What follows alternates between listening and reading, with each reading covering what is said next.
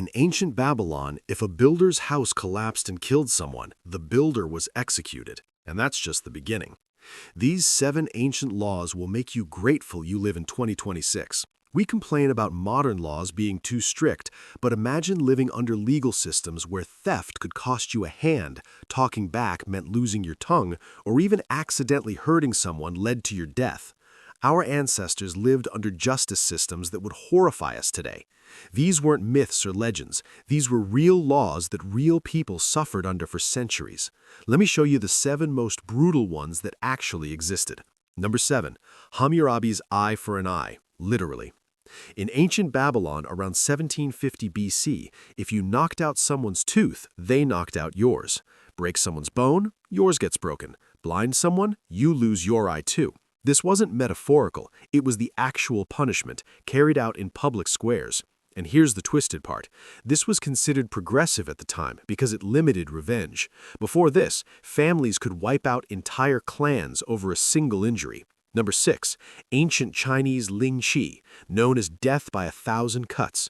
Reserved for the worst criminals, like traitors and murderers, executioners would slowly remove pieces of flesh from the condemned person over hours or even days.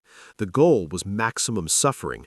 This practice continued all the way into the early 1900s. Photographs of these executions still exist, and they're absolutely haunting. Number 5. Roman Vestal Virgin punishment.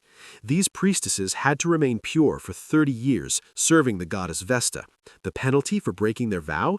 They were buried alive in an underground chamber with just a little food, water, and a lamp. The Romans believed this avoided bloodshed while appeasing the gods. The male involved? He was publicly beaten to death.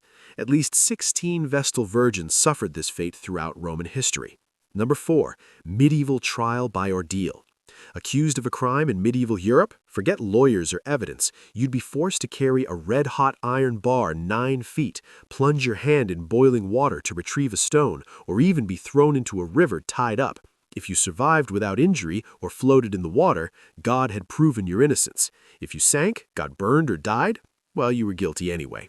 Priests actually blessed the water and fire before these ordeals, believing God would intervene to save the innocent. Number 3. Anglo-Saxon Weregild system. This one's wild. Every person had a specific price based on their social status.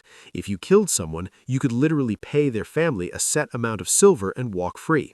A nobleman's life might be worth 1,200 shillings, while a peasant was maybe 200. Murder wasn't always a crime. Sometimes it was just a debt you could pay off. The rich could literally get away with murder if they had enough gold. Justice wasn't blind. It had a price tag. Number 2. The Draco Code of ancient Athens. This is where we get the word draconian. Around 621 BC, a lawmaker named Draco created a legal code so harsh that almost every crime carried the death penalty. Steal a cabbage? Death. Be lazy? Death. Even being in debt could get you executed or sold into slavery.